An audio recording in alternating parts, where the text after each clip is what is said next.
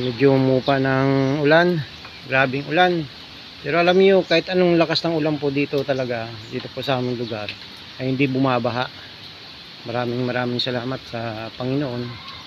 Kasi nga, kahit pa paano iligtas po itong aming lugar. Sana naman, yung ating mga kababayan po dyan, na lubog na sa baha, ay nakapag evacuate na. Okay? Kasi wala talaga tayong maasahan sa gobyerno natin. Wala na yung sinasabing flood control. Okay? Wala tayong maasahan talaga kundi sarili natin. So ngayon, titingnan natin ang ating mulberry na binaha ng ulan. Titingnan natin kung may makukuha pa tayong bunga. Kasi nung isang araw, namitas tayo rito. So kahit pa paano, may nakuha tayo. Ito ang ating mulberry. Yan. Yun.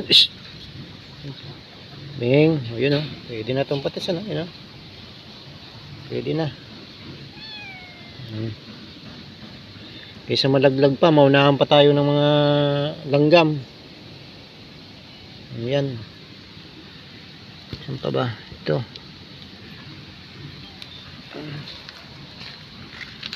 Yan. Pitas-pitas. Yan ang kinagandahan. Pag may tanim ka, maubos na rin ang bunga nito. Nakailang kunin ako dito. Pitas eh. Grabe, bina tayo. Ito, wala nang bunga. Nauubos ko na. Ilaw pa yung iba eh. Yan. Ito, meron pa. Ito paano.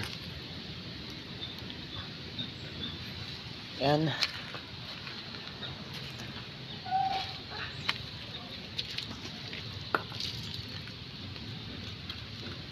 Illinois daw ang tawag dito sa ganitong variant ng tawag ito, mulberry. So ito lang yung natitira natin na bunga. Naubos nung nakaraan nilanggam. Yan.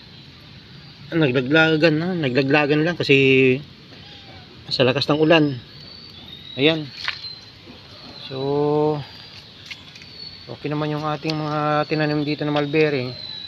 Ilang puno pa lang to. Yan, nag-yelo na dahil sa sobrang babad sa ulan yan siguro ang dahilan pag sobrang babad sa tubig, nag-yelo yung kanyang dahon.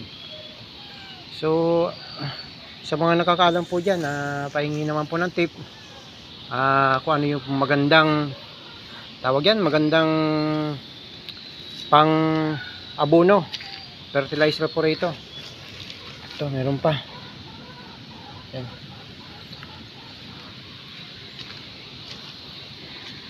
Yan, ito yung ating mulberry. Kunti lang ating napitas. Kahit pa paano meron, di ba? Ayos na yan. Meron na tayong libreng vitamina na sagana sa lahat ng mga kailangan ng ating katawan. Yan po, maraming salamat. God bless po.